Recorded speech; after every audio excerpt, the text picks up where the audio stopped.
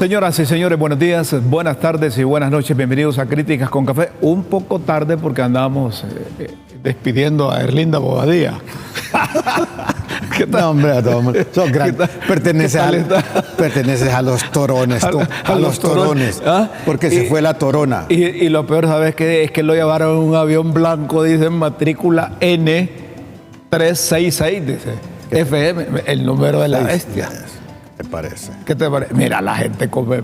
Es que la llevaron en el avión, dice N366 FM. La marca de la bestia. La matrícula de la marca de la bestia. Ya cuando vienen esos aviones blancos aquí, ya nadie para, nadie. Dicen que llevan 32. Yo no sé si ahí incluyen a Mata.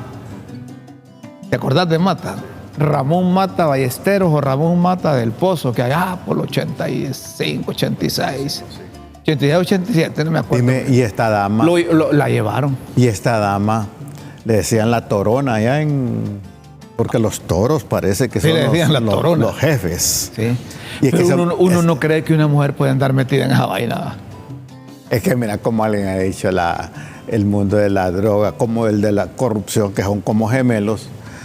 No respetan ni los sagrados espacios de la iglesia, ni mucho menos el género. Es decir, que puede ser vieja, viejo, o como dice el amigo, como dice el amigo Chilío Zelaya, un fuerte abrazo, Chilío, vieja, viejo o vieje. Viejos.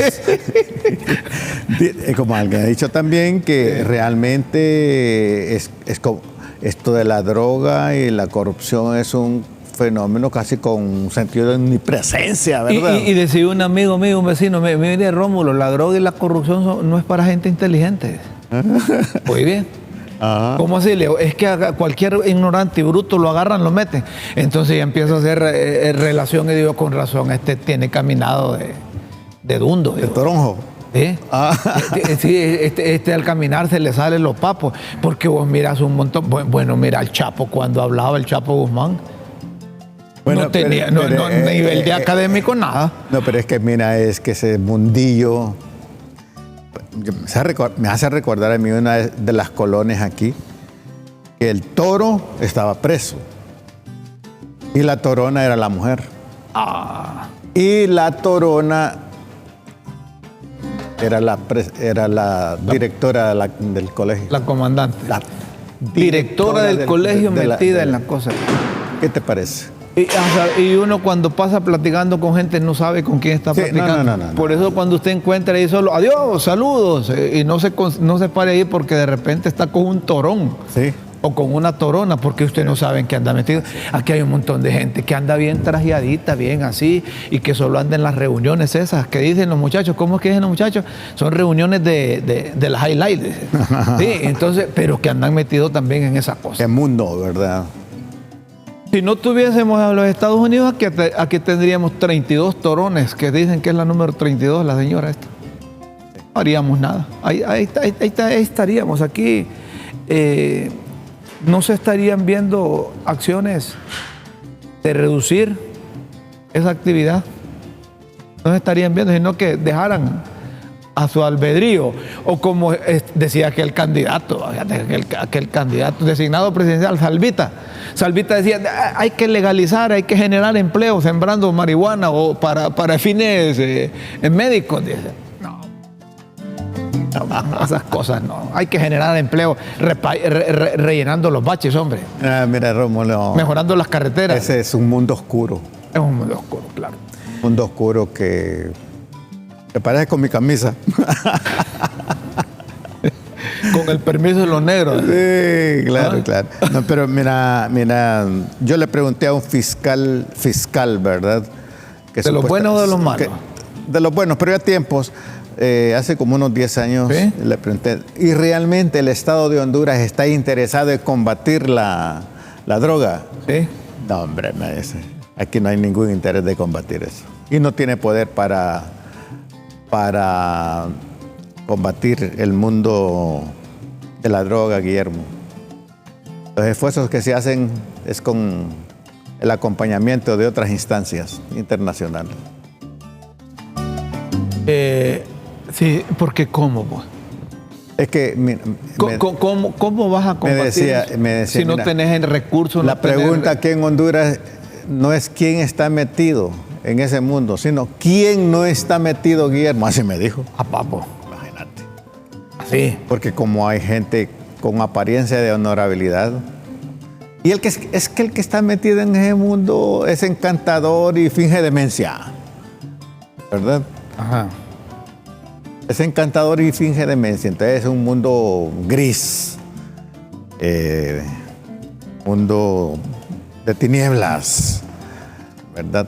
Encantador porque, como el cantador de serpiente, ¿verdad? Que nunca se va a presentar como malvado, jamás, jamás, jamás. ¿Qué queremos decirles a la gente que envía mensajes por Facebook o por el WhatsApp? Que estamos arreglando un problema técnico ahí para que sus mensajes los podamos ver aquí, podamos conversar.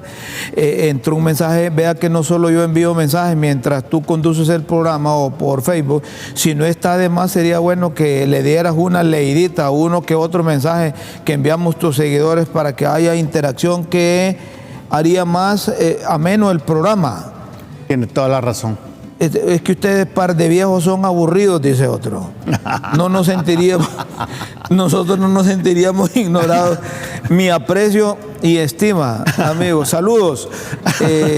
Son mensajes. No, no, tienen razón, pero es que tenemos un problemita técnico. Ya vamos a salir, ya van a ver poco a poco. Óigame, tenemos 2 meses. A 2 meses de estar, el 9 de mayo, 9 de junio, 9 de julio, 2 meses. Poquito más, sí, ¿verdad? Sí. Y la gente sabe que está el programa a nivel nacional. En cualquier parte del país puede sintonizar Críticas con Café. Si usted, a mí me han preguntado también. Si usted lo puede ver en el canal directamente, y si no lo tiene en su cable, exíjale ahí en su cable. Usted que lo ve por Facebook, exíjalo ahí, o en la página que usted lo ve, exíjale en su cable que tengan ahí LTV y que tengan Críticas con Café. Y también, Rómulo, yo creo que nuestros televidentes nos van a ayudar a enriquecer el programa con sus comentarios, sus observaciones, sus críticas, sus apreciaciones, su participación. De eso se trata, que tratemos de tener una interrelación para fomentar la cultura del debate, de la crítica, de dar un salto cualitativo entre la ingenuidad y la crítica constructiva, ¿sí? De eso se trata la cosa. De eso se trata. Porque, miren, nosotros no sabemos nada, o no sabemos todo. Bueno, es bastante saber que uno no sabe, Rómulo. Eso es importante. Es bastante saber. Y entonces cuando nosotros decimos que no sabemos nada, quizás estamos igual a usted. No, pues es que es verdad. Sí. Sabes que mi nieto me preguntó, él vive en Seattle y pasamos un día aquí por la universidad. ¿Sí? Y me dijo, ¿ahí trabajas, abuelo? Sí, ahí trabajo. Y me hizo una pregunta que me dejó mudo, como dice. Ajá. Me dice, ¿y tú, abuelo, cómo sabes que sabes? Va. Nos vemos, te voy a regalar un confite, le dije vos. ¿Y tú, abuelo, cómo sabes que sabes? Entonces le respondí recordando al maestro, ¿verdad? Bueno, hijito, de una cosa sé, sí, abuelo, que no sé, ¿verdad? Lo importante es diferenciarse de la ignorancia absoluta, Rómulo. El que sabe que no sabe se diferencia del ignorante, porque el ignorante se caracteriza por la AAA. ¿Te acuerdas de la AAA de la década de los 80? Sí. Pero la AAA, la ignorancia absoluta es que se cree arrogante, absoluto y es atrevido. La AAA, arrogante, absoluto y atrevido. Una persona que sabe se acerca con timidez a los fenómenos, siempre pensando que desconoce quizás lo sustancial del mismo. Bueno, eso es importante. Señoras y señores, llegamos a las 9:11. Yo no sé si los economistas organizados, aglutinados en el Colegio de Economistas de Honduras tienen sugerencias, tienen recomendaciones, porque los economistas son buenos para proyectar, ¿verdad? Son buenos para proyectar. Los economistas advierten.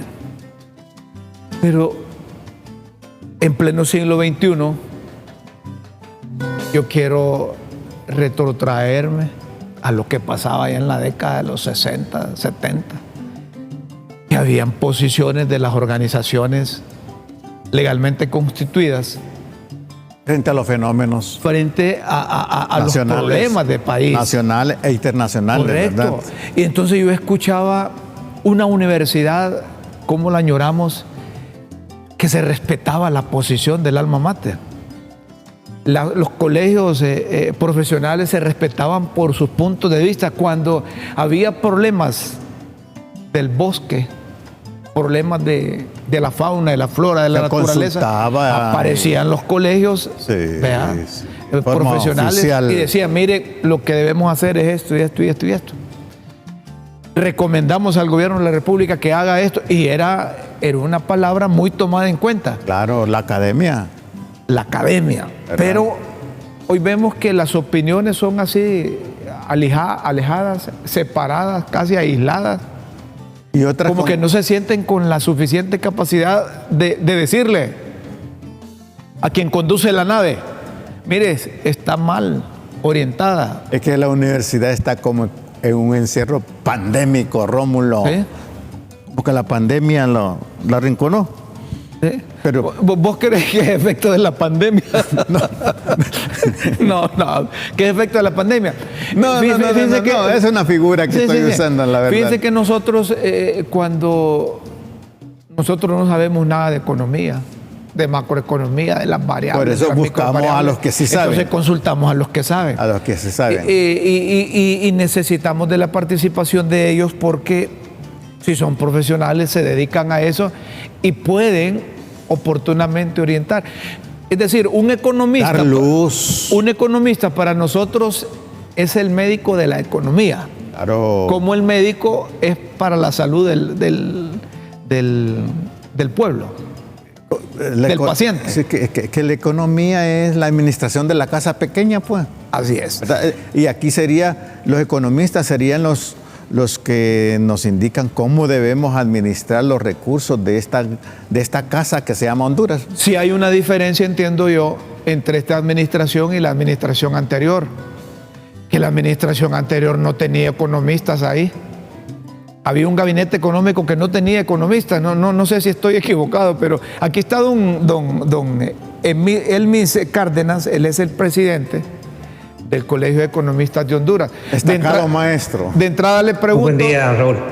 De entrada le pregunto, ¿el gabinete de doña Xiomara tiene economistas, tiene gente que sabe orientarla oportunamente a ella o a quienes asesoran en materia macroeconómica y microeconómica o todas las variables estas que al final pueden impactar bien en precio del dólar, pueden impactar en inflación, pueden impactar en crecimiento y toda esa cosa? La productividad. Gracias por estar con nosotros, licenciado Cárdenas. Buenos días, bienvenido a LTV, a Críticas con Café. Muy buen día, licenciado Matamoros y al licenciado Jiménez, un placer saludarles. Igual. Gracias por la invitación. Y bueno, el gobierno actual sí tiene economistas, digamos. Recordemos que tenemos a la licenciada Rebeca Santos en el Banco Central, tenemos a don Edwin Araki Arroaque en Banprovi y tenemos al mismo Hugo Noé Pino, que está también con el Congreso Nacional.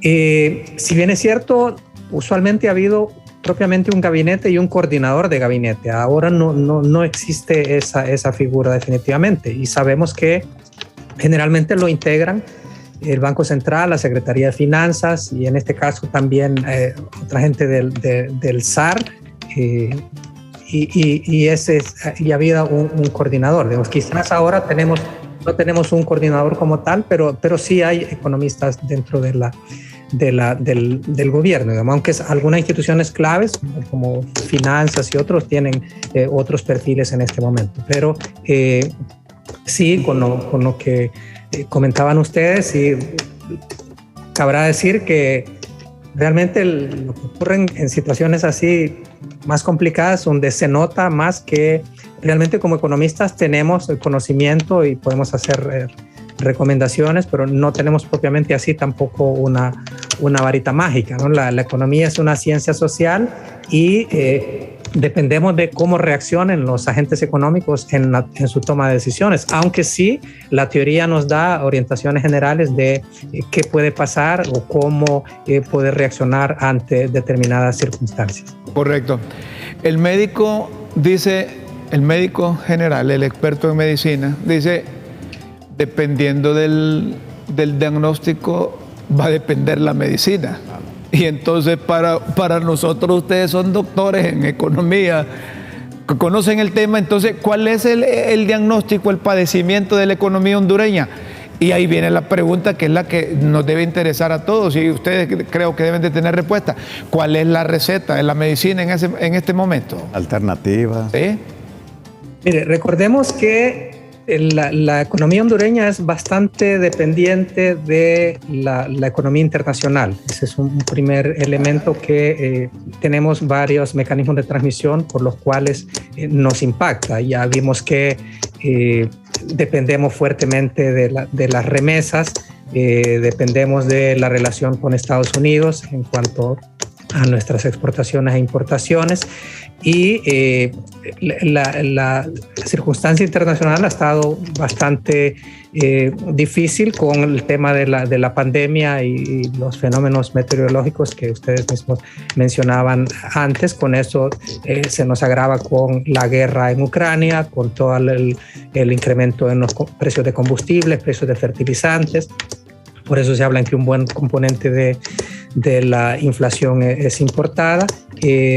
Adicionalmente a eso, vemos que la disyuntiva mundial en este momento ha sido o combatir la inflación, lo que implicaría tomar medidas restrictivas que disminuyen el crecimiento económico, o mantenerse impulsando crecimiento económico, pero arriesgándose a que la inflación se nos vaya de control. Vimos que estamos viendo que en Europa, Estados Unidos, ellos han preferido precisamente el control de la inflación.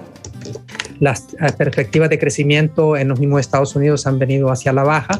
Entendería yo que en la reunión de posiblemente mañana la Fed en Estados Unidos suba otra vez las tasas de interés de referencia, lo que sería la tasa de política monetaria, lo cual posiblemente restrinja un poco más. Ellos están confiados porque tienen resultados hasta ahora un poco digamos, no concluyentes sobre la disminución del crecimiento económico. Entonces han tomado medidas subiendo la tasa de interés, pero siente que el empleo y el crecimiento no se ha afectado tanto, por eso van a seguir subiendo la tasa de interés. Pero eso nos va afectando a nosotros, digamos. Entonces, en ese contexto... Eso le iba a preguntar, disculpe, si Estados Unidos aumenta la tasa de política monetaria, que es una forma, entiendo yo, para evitar que haya mucho dinero circulando. ¿Así es? Sí. Así es. ¿Qué repercusión tiene aquí en Honduras el hecho que allá en Estados Unidos decidan eso?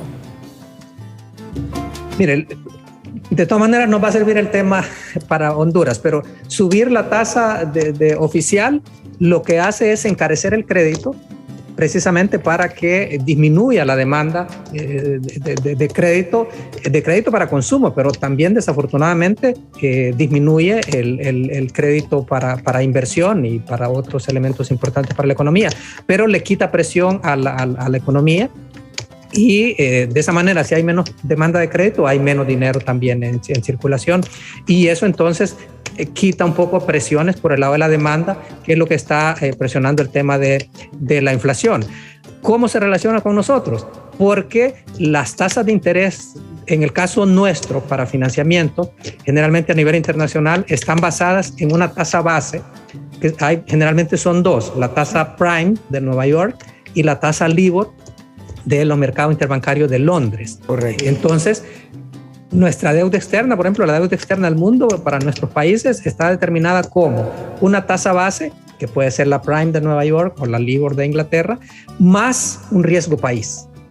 Entonces, en este caso, por ejemplo, por eso estamos hablando de que salir ahora al mercado internacional que le tocara a Honduras, o a los hondureños, no solo al gobierno, a todas las empresas o empresarios, inversionistas, salir a buscar dinero al mercado internacional, tendríamos que pagar esa tasa que iría para arriba. Al subir la Fed, la tasa de política monetaria, subiría estas tasas de referencia y encima le subirían el riesgo país, que también está subiendo para nosotros, y entonces se volvería prácticamente prohibitivo para nosotros acceder a mercado financiero comercial, digamos, al mercado financiero internacional. Nos quedaría la referencia de buscar financiamiento multilateral o bilateral con mejores condiciones. Pero sí nos afecta el que la Fed suba las tasas de interés.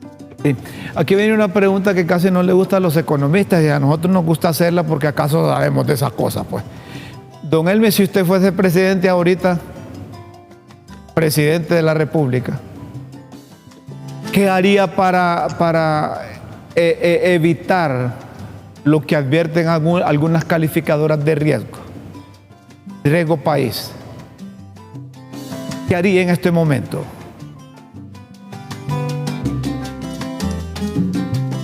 Mire, tenemos que enfocarnos en los problemas principales que tenemos. Si retomamos la línea que traíamos, hay una disyuntiva en este momento en términos de política económica entre o combatir la inflación a costo de disminuir el crecimiento económico o mantenemos esfuerzos por generar empleo y por mantener un nivel de crecimiento económico, pero a riesgo de que la inflación se nos vaya de las manos.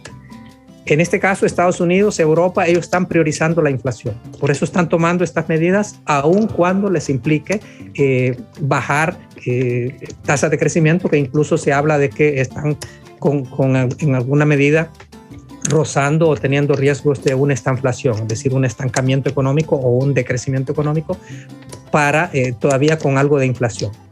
En el caso de Honduras, la disyuntiva en términos económicos sigue siendo la misma, digamos. O combatimos la inflación o afectamos crecimiento económico. El gobierno ha decidido hasta ahora, en términos de política económica, mantener los factores que impulsen crecimiento económico. Por eso han bajado las tasas de crecimiento, las tasas de financiamiento para vivienda, para agricultura, para impulsar ciertas actividades económicas. Y en el tema monetario prácticamente no han priorizado el tema de la inflación, sino que lo que ha estado haciendo la política monetaria es acomodándose un poco a esta dinámica fiscal.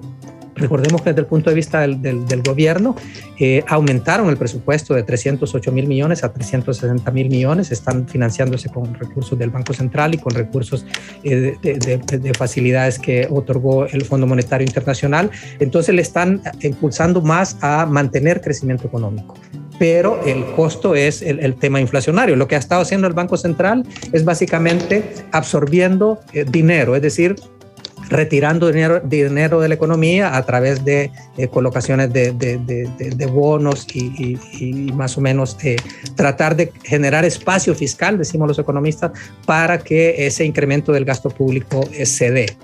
Entonces, sin embargo, como economistas, una de las primeras preocupaciones es que la inflación se nos pueda ir de las manos y después se vuelve una inflación galopante, que llamamos. Es decir, ya estamos viendo que lo vimos con el caso de los productores de leche, lo estamos viendo con otros sectores que han estado pidiendo ajustes en sus precios porque los costos de los fertilizantes, los costos de transporte, los costos de mecanización agrícola, todo esto ha subido y entonces obviamente hablamos de que es una inflación por el lado de la oferta, pero definitivamente en algún momento habrá que tomar medidas también para controlar la inflación, porque si no el riesgo es que para el próximo año los trabajadores van a querer ajustar completamente sus salarios para recuperar el costo perdido. Igualmente los productores otra vez de lácteos, de hortalizas, de maíz, de frijol, de arroz, y entonces se nos va a volver una dinámica que va a ser difícil de controlar. Igual si volvemos con el lado de los estatutos, pues van a estar otra vez indexados a los salarios mínimos y entonces ahí se nos va a volver una debacle. Por eso, hasta ahora, ¿qué miramos en la política monetaria? Miramos que ha estado, bueno, ya decíamos, acomodándose a la política fiscal, pero por otra parte confiando en que las medidas que tomen antiinflacionarias los países, Estados Unidos particularmente, surtan efecto y entonces esa inflación importada que estamos trayendo disminuya un poco las presiones y nos ayude a ir saliendo adelante. Sin embargo, se está corriendo riesgo. Yo pensaría que en algún momento, si la inflación llega, yo pondría un límite, quizás 12%. Si sentimos que la inflación proyectada va a pasar de 12%, yo diría que necesariamente tendríamos que tomar medidas directamente de política monetaria, particularmente con la tasa de política monetaria, para poder dar esas indicaciones de hacia dónde quiere el gobierno que dirijan las expectativas los agentes económicos. Una última pregunta, don Elmis. ¿Cuánto tiempo le queda a un gobierno cuando toma decisiones con relación a la política monetaria o a la colocación de bonos para sacar dinero de circulación y evitar que tenga impacto la inflación? ¿Cuánto tiempo le queda? Es decir, para evitar una mayor consecuencia, que nos salga más cara la medicina que la enfermedad. Mire, hay medidas que son un poco más directas, por ejemplo, subir el encaje legal o la colocación de bonos con tasas un poco más atractivas para poder influir directamente sobre la cantidad de dinero en la economía. Sin embargo, en la política monetaria actual, generalmente como instrumentos, se está utilizando más la tasa de política monetaria porque uno de los principales énfasis ahora es la formación de expectativas. Entonces, recordemos que incluso en la Fed, si tomamos como ejemplo en Estados Unidos, ellos desde antes dicen, en la reunión de agosto, en la reunión de octubre, la idea es, o las presiones son para subir las tasas de interés. Entonces van creando esas expectativas de hacia dónde va la política monetaria. Eso sentimos ahora que nos está faltando en el tema de Honduras, porque prácticamente la política monetaria solo se está acomodando a la política fiscal, pero necesitamos, lo que dirían ustedes, como tirar línea, formar expectativas en los agentes económicos sobre en qué momento hay esa disposición para hacerle frente también a la inflación, para evitar de que se nos vaya de las manos. Sabemos también que sí, directamente con su pregunta, aún al subir las tasas de política monetaria, no es que se dé inmediatamente una reacción de los mercados. Entonces hay un retardo, aunque cuando se sube la tasa de política monetaria es un poco más directo el impacto que a la inversa. Cuando se quiere dinamizar la economía y se baja la tasa de política monetaria, toma más tiempo de que los agentes económicos ajusten sus carteras, los bancos, el financiamiento. Sin embargo, a la hora de subir las tasas de interés es un poco más rápido el impacto. Y nosotros estaríamos expectantes en ese caso de ese tipo de acciones, precisamente lo que decíamos, para evitar de que en algún momento se nos vuelva inmanejable la inflación. Maestro, una pregunta en dos dimensiones. Frente a la amenaza inflacionaria, ¿qué recomendaciones nos da para manejar la microeconomía con sentido de eficiencia frente al fenómeno de la inflación, por un lado? Y para aquellos que tienen ahorros en moneda débil, cuando no dura, moneda a nivel del empira. A nivel del empira, sí, a nivel del empira, ¿qué recomendaciones daría para no sentirse amenazados por la inflación, a nivel microeconómico y a nivel del ahorro frente a la inflación? Sí, bueno, a nivel microeconómico es importante que haya mayor incentivos a producción de alimentos, por ejemplo. Muy bien. Entonces, recordemos que el componente importado va a ser difícil, que es a lo que le está apostando el gobierno. Digamos que si dan resultado estas medidas antiinflacionistas de Estados Unidos y de Europa, de alguna manera nos va a disminuir también esa presión del componente importado, aunque eso también puede tomar algunos meses todavía. Pero a nivel interno hay un componente por ejemplo, la escasez de alimentos. Y también porque esos costos importados ya nos elevaron los fertilizantes, nos elevaron los costos de producción de alimentos, y entonces ya la cosecha que vaya saliendo obviamente va a ir saliendo un poquito más cara. Pero para eso estarían las líneas de redescuento, los incentivos especiales de asistencia técnica, apoyo a producción nacional de insumos para sustituir estos insumos importados que están viniendo a hoy un mayor nivel de precio, cambios en tecnología, en la forma de producción. Creo que en eso la Secretaría de Agricultura puede apoyar. Entonces, la producción de alimentos va a ser importante en el caso de Honduras, y vemos que más bien hay preocupación de que pueda haber una escasez de alimentos, digamos, una crisis alimentaria, particularmente porque a nosotros se nos suma el fenómeno climático, en lo que conocemos como el corredor seco, y esto nos puede, además de los costos de producción, tendríamos problemas de inseguridad alimentaria por las dos vías, ¿no? Por el lado de acceso, por la poca dinero, digamos, por el tema de pobreza, y también por disponibilidad, porque por los costos de producción van a disminuir también la cantidad de área producida, y también por el fenómeno climático la menor cosecha, por decirlo así. Entonces ese es un punto importante, el tema de la producción de alimentos, para tratar de controlar la inflación. A nivel de los hogares, obviamente la recomendación es siempre la frase común de apretarse la faja, ¿no? En el sentido de que hay que hacer un presupuesto, hay que ver cuáles son el tipo de gastos que son indispensables, tema de educación, salud, transporte, alimentación, y que los otros gastos de los que se pueda prescindir en este momento, que puedan estar muy caros, simplemente, digamos, hacerse a un lado, e incluso estrategias de sobrevivencia en algún caso. Si antes yo comía carne en alguna vez a la semana o alguna vez al mes, digamos, de cierta calidad, o bajar de calidad. Si antes comía un tipo de carne, mejor bajar otro tipo de embutido, lo que pueda, porque sí, a nivel nutricional necesitamos la proteína, o sea, hay que buscar las estrategias a nivel de hogar, pero sí, en realidad tenemos una situación complicada, y el problema es que todavía la incertidumbre no termina. Seguimos con la guerra en Ucrania, seguimos con los altos precios de los combustibles, todavía no hay salida a los cereales, lo que va a ayudar un poco a la crisis alimentaria mundial, de la salida de los cereales de Ucrania y Rusia. Entonces todavía seguimos en una situación de incertidumbre que no sabemos cuándo va a terminar, y yo siento que aún cuando termine propiamente la guerra, esta guerra que va a continuar entre monedas, entre bloques, yo esperaría que Rusia, China, India de alguna manera armen un tercer bloque, y van a haber una lucha contra el dólar que se va a ver de alguna manera afectado. Entonces esto tampoco termina con simplemente que termine la guerra. Obviamente nos va a ayudar bastante, digamos, por la crisis inmediata, pero va a ser una situación la que tenemos que prever que va a durar un poco más. Perfecto, muchas gracias. Como dice un amigo mío, quien sabe, sabe.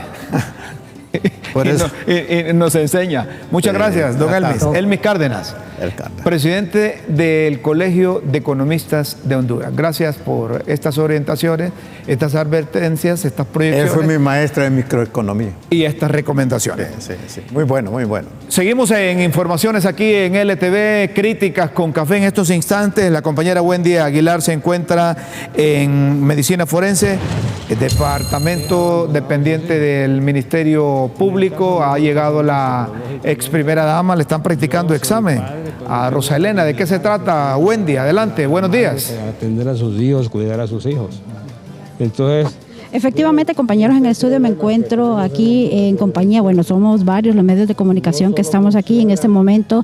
Ya la ex primera dama Rosa Elena Bonilla de Lobos salió de medicina forense, se le aplicaron una serie de exámenes. En este momento está dando declaraciones el expresidente Porfirio Lobos. Os escuchemos. Por ejemplo, yo sé que todo ha sido ilegal. Todo ha sido ilegal. Era un trofeo de la MASIC para sustituir a otro. Presidente, ¿esta evaluación fue ordenada por el juez o la solicitaron ustedes o su apoderado legal? Por el tribunal.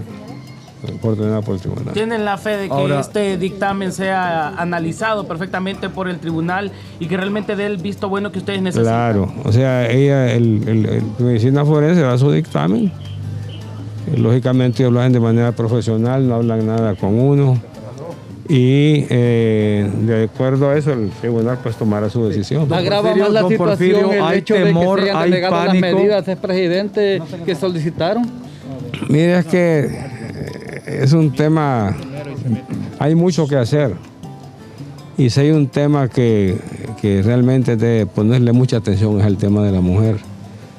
Porque como les digo, hay mujeres madres, hay mujeres que cuánto significan en un hogar, ¿verdad?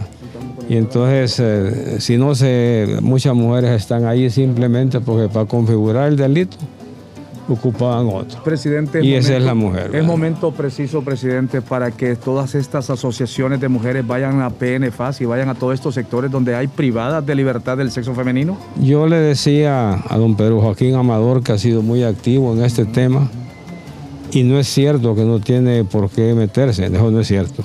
¿Verdad? Porque cualquier ciudadano puede hacerlo. Y no digamos si alguien es designado por la presidenta para que vea por lo que están privados de libertad, con mucha mayor razón. ¿Verdad? O sea, he visto, por ejemplo, todo lo que él está revisando, pero va a ocupar un buen equipo atrás. ¿Verdad? Porque solo él no va a poder hacer, porque hay demasiado. La salud de la primera dama. Es complicado. Recuerde que ella también tiene temas de base ya.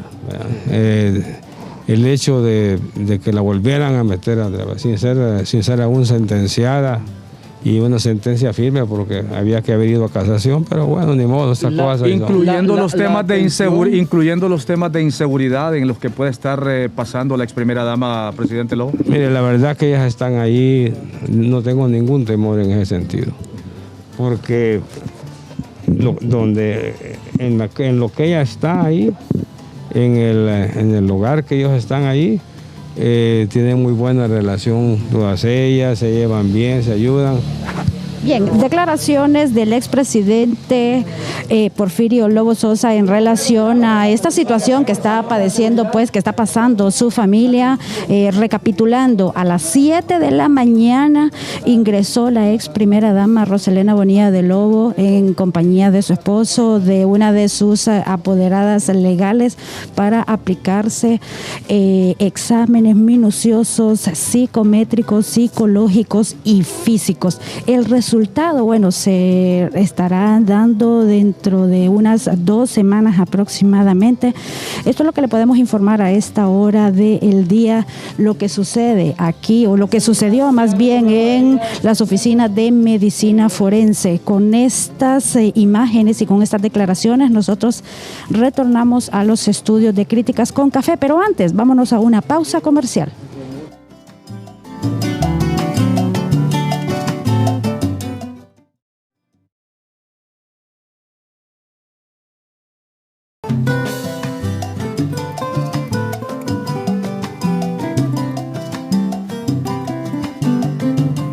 Seguimos, señoras y señores, en Críticas con Café, cuando vemos a Porfirio Lobo Sosa, que anda de cerca con la ex primera dama y que está en exámenes de medicina forense.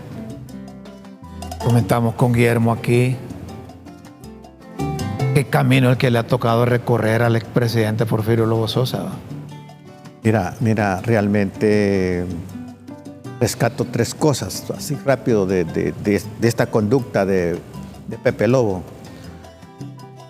Una es su sentido de plena solidaridad con su Rosa, ¿verdad?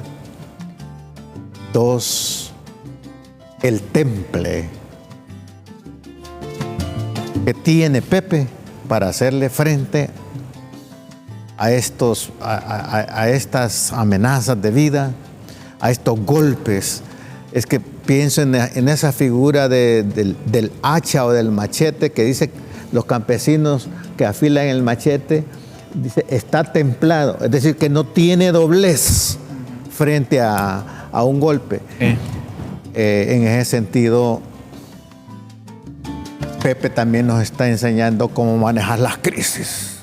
Sí, pero nos imaginamos por dentro. Sí, claro. Es decir, no es fácil perder un hijo, que le maten otro hijo, que tenga un preso allá en los Estados Unidos y que le tengan presa a la mujer. Y la otra cosa es el desafío que Pepe tiene y que nosotros tenemos, cómo convertir esos sinsabores de la vida, cómo darles un giro para el bien de la humanidad.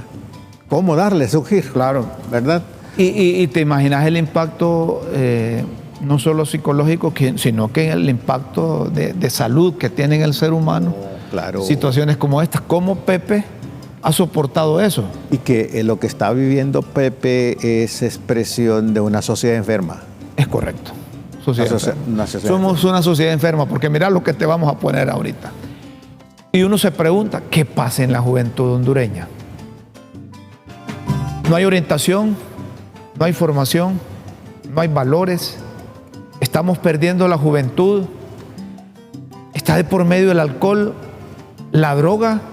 ¿Qué es lo que ocurre? Porque mira que en el mismo local... En el mismo local ese, ¿verdad? En el mismo local de allá donde hubo las múltiples muertes. Y varones. Mira estos jóvenes. Karatecas, mira. Es decir, estas cosas no se pueden estar dando, Guillermo.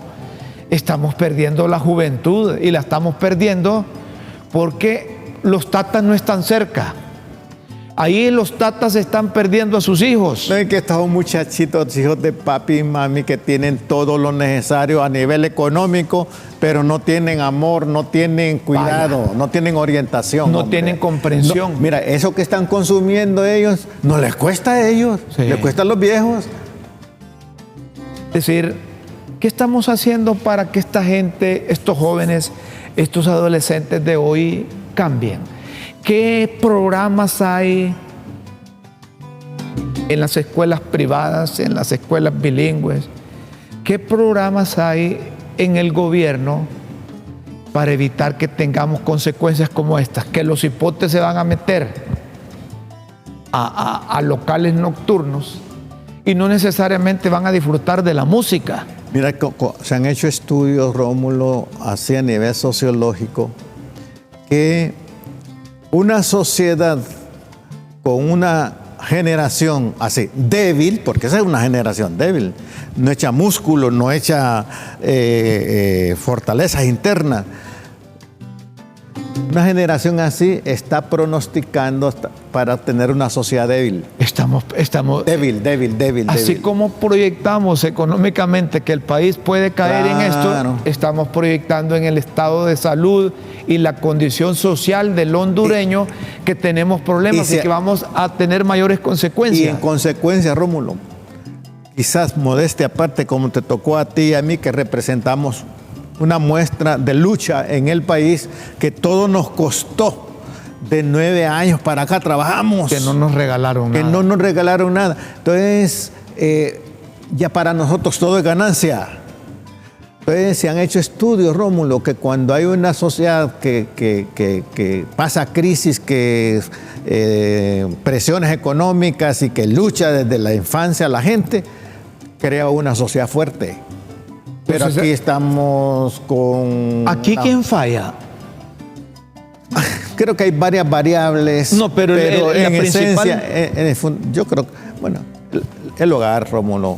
Ahí está. Coincidimos. Es decir, es cosa de padre y madre. Sí, porque no le vas a echar la culpa. Aparte de que muchos de ellos no tienen ni papá ni mamá. Se creen con los abuelos. Es posible. O tienen sus papás en extranjero. Y dos, y los que están presentes, en muchos casos, son viejos, endebles, madres que quieren ser amigos de los hijos a cualquier precio.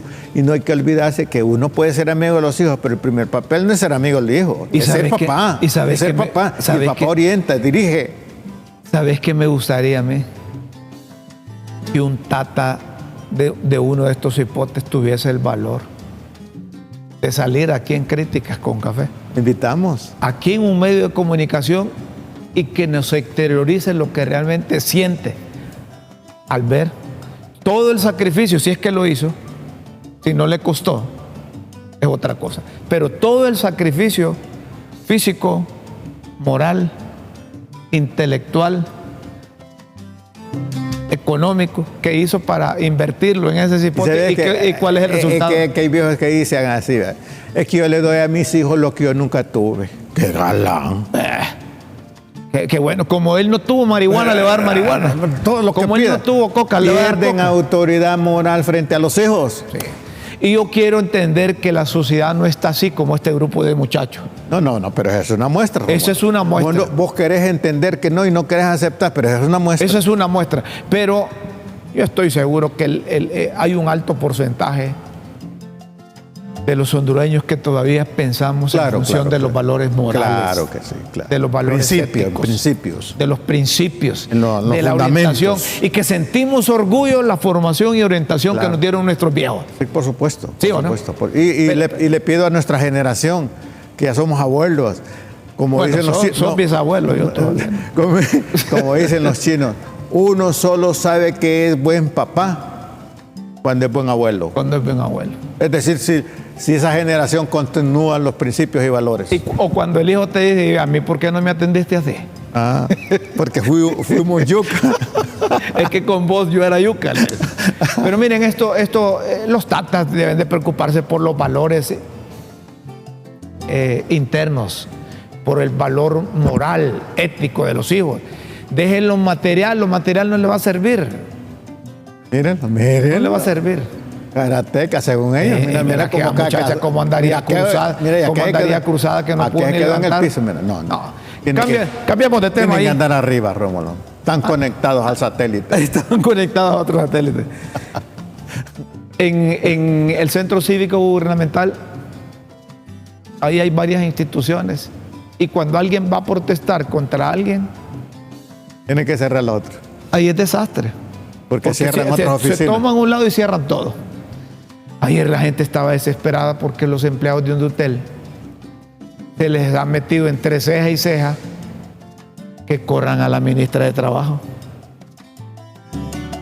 Es decir, yo entiendo que una organización sindical se constituye para defender los derechos. Los intereses. Y los intereses que tiene la clase trabajadora o el sector que representa. Pero yo no he visto, no he leído. Pero también debería ser fomentar los deberes, ¿va? Correcto, debería ser. Debería ser fomentar los deberes. Debería ser una cláusula. Defender los derechos, ¿verdad? Pero yo en un contrato colectivo, en una personalidad jurídica de un sindicato, nunca he visto ahí una parte que diga y presionaremos para que se paren al funcionario. Ya cuando un sindicato pide que destituyan a un funcionario es que no tiene capacidad para conversar, dialogar de negociar. O negociar. Entonces, cuando este sindicato de Undutel presiona, oigan ustedes, para que destituyan o separen a la secretaria de Trabajo, la señora Saraí Serna, creo que se llama, no me acuerdo. Eso está demostrando que no tiene capacidad para gestionar, para dialogar, para conversar y para negociar. Pero a lo que los quiero llevar es que, miren ustedes, un sindicato de Undutel no está ahí, ¿va? En ese edificio. En ese centro cívico. Tengo la impresión que Undutel tiene el sindicato de Undutel tiene su propio edificio. Su propia oficina y las oficinas de ellos también, de Undutel están aparte. Entonces, donde deben de presionar ellos, ¿qué necesidad tiene doña fulana, sutana, mengana, perengana de encerrarse ahí, de estar llamando a sus nietos, sus hijos, a su esposo, a su esposa, porque ven una turba que tiene cerrada ahí? Mira, ahí se paralizó todo ayer. Sí. Se paralizó un trámite de placas. Se paralizó. Yo iba a pasar por ahí, un amigo mío, Guillermo, ni te acerques. Fíjate que estaba pensando, ¿sabes cómo es la huelga de los sindicatos en Japón? Ellos multiplican su producción. Sí. Presionando al gerente para que productor de vehículos dice, como no tengo, entonces aquellos presionan produciendo más vehículos. para que se ponga pila y busque mercado. Sí, y si no, entonces, mira, yo bueno, creo vamos a negociar. yo creo que la vida es de equilibrio, Rómulo. De acuerdo. Si se lucha por derechos, también debería haber poder moral de luchar por los deberes. Pero solo por los derechos me parece que no es justo.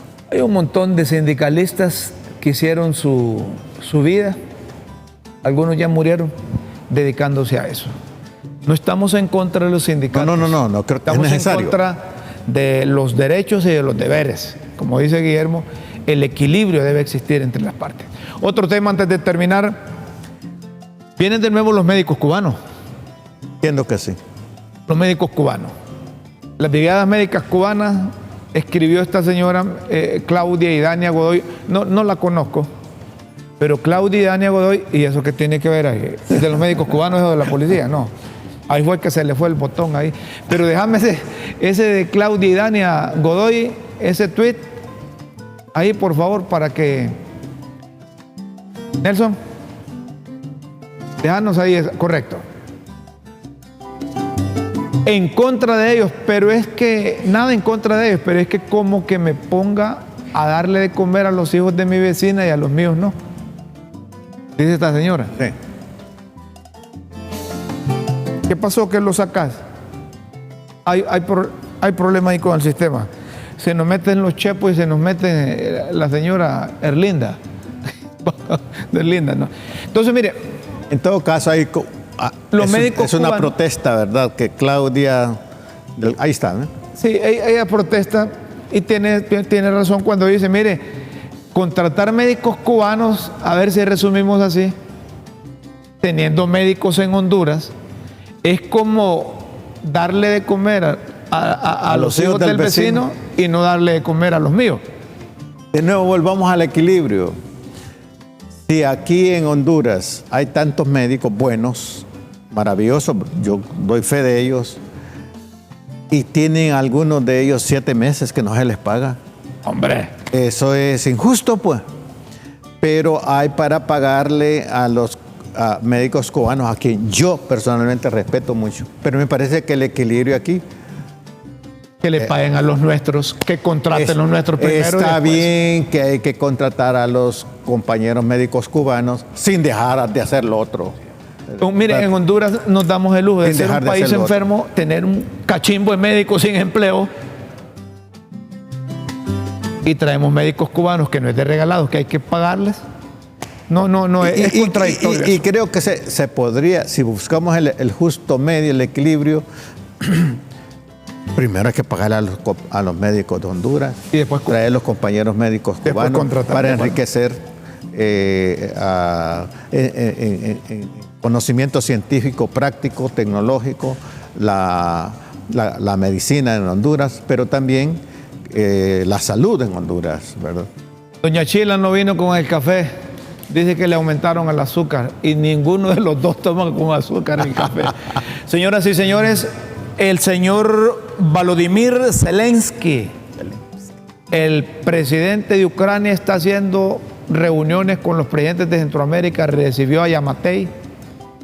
Los de Costa Rica están anunciando que lo van a apoyar. La pregunta es, el gobierno de Honduras, que encabeza doña Xiomara Castro Sarmiento, va a apoyar a Ucrania, y están visitando aquella nación, están yéndose. Allá está Yamatei, quizás vayan los de Costa Rica. La pregunta es, ¿irá doña Xiomara a Ucrania a solidarizarse por la paz, que no haya guerra? ¿O a eso viene el ministro de Seguridad de Estados Unidos? O ahora doña Xiomara se va a mandar a Mel, ahí, que la representa. Está bueno eso, que va a mandar a Mel Zelaya a Ucrania, sí, por cualquier cosa. Por cualquier cosa, sí. Señoras y señores, aquí están los chicos de los frenos, son puntuales. Con fricciones nuevas. Nos dicen que hay que poner un alto al tiempo de Críticas con Café porque ya terminó.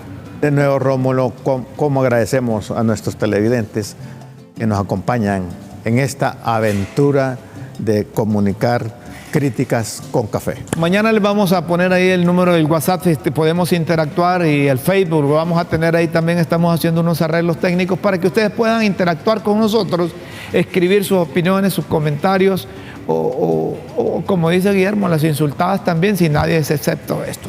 Señoras y señores, con Dios siempre en vuestras mentes y en nuestros corazones, los invitamos para que mañana miércoles 27 de julio, estén con nosotros a partir de las 9 de la mañana en LTV en Críticas con Café. Nos puede sintonizar en cualquier parte del mundo, www.ltv.hn.